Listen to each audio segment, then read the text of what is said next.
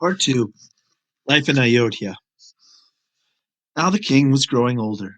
He noticed omens suggesting his end was near. I have lived long enough, he thought. I must sure be on my throne goes to Rama, the most worthy of my sons. What a great blessing it would be to see him as king before I go to heaven. Then it will be done, Dasaratha concluded.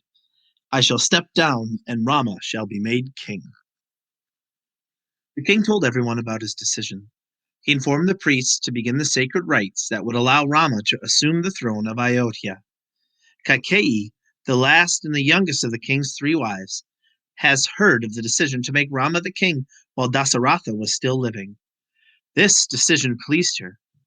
But Manthara, a maidservant, did not want Rama to be king.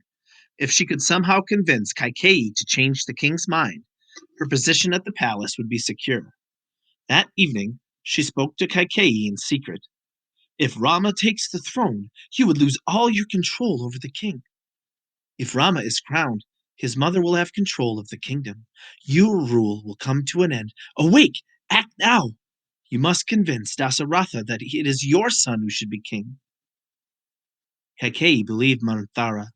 She decided to see Dasaratha. She tried everything to convince Dasaratha to listen to her. Dasaratha, Kaikeyi began. Do you remember that fateful day I saved your life in battle? Do you remember how I stopped your runaway chariot? Yes, replied the king. And do you remember what I said after I saved your life? Without waiting for an answer, she said, Oh, my powerful king and beloved husband, you promised me two boons. Here are my boons now that may be granted. The king reluctantly listened to his wife's requests. First, she began, I wish to have my son, Bharata, placed upon the throne of Ayodhya. Second, I want Rama banished from the kingdom for a period of no less than 14 years. The king fell to his knees and begged his young wife not to hold him to these dreadful wishes. As a righteous and honest man, he knew he could not go back on his word, yet he couldn't bear to ask Rama to forsake the throne and go away for 14 years. He turned pale and speechless. Kaikeyi told Rama the terrible news. Rather than argue, Rama comforted his father. Father, your word is law. I shall do whatever you bid. It is the sacred duty of a son to respect his father. Then he turned to his own mother, Kasaulya, and requested, Please be sure that father installs Bharata as crown prince. Rama knelt and touched the feet of his parents respectfully. He stood up, turned, and left the palace. Lakshmana declared, I shall destroy anyone who opposes your right to your throne.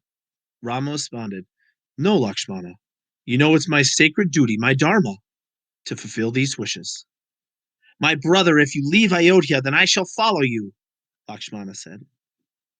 Rama tried to convince Sita to remain, but she said, sobbing, And it is my duty, my dharma as a wife, to be at your side. How could I live without you? I must join you. Rama tried hard to convince them to stay, but they were insistent. Then Sita, Come with me, Rama said.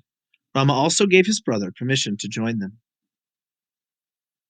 As the three left the palace, they cast away their royal robes and put on the clothes of hermits. The people of Ayodhya wept as Rama, Sita, and Lakshmana passed from the city. As chariot went from sight, Dasaratha cried, Rama, Rama, do not leave me! In time, Dasaratha lost the will to live. His heart simply gave out. Ayodhya mourned the loss of their king. In a few days, Rama, Lakshmana, and Sita crossed the river Ganges, searching for a land undisturbed and isolated from everyone. Soon they reached Chitkarut, a beautiful place with many trees and streams. It was paradise. They built a small hut near a stream. Several days had passed. Lakshmana, while hunting in the forest, heard the pounding of 1,000 hooves. He climbed a tree to see whose army was approaching. To his amazement, he saw the lead horseman carrying the flag of Ayodhya. Bharata had found his brothers. Lakshmana was sure that his brother had come to kill them. Lakshmana called to Rama, A great army is approaching, led by our brother Bharata. I will kill him with my own hands. Don't be a fool, Rama said. He is our brother and he is king. We must welcome him. Bharata embraced his brothers. He cried, My heart is filled with grief and shame, grief for the loss of our noble father, shame for being offered the throne that you rightfully deserve. Come back to Ayodhya and be our king. That cannot be done, Rama said. I gave my word, and I shall stay here for 14 years and no less. Then, and only then, will I return. Nothing could sway Rama. Rama, my brother, Bharata declared. As long as you are in exile, no one shall be king. To ensure this, give me your sandals. I will place them on the throne. For the next 14 years, I will serve our land in your name. And if after those 14 years you do not return, I shall walk into a fire and die. Bharata took the sandals, mounted his horse, and left the forest. In Kosala, Bharata put Rama's sandals on the red and gold Ayodhya throne.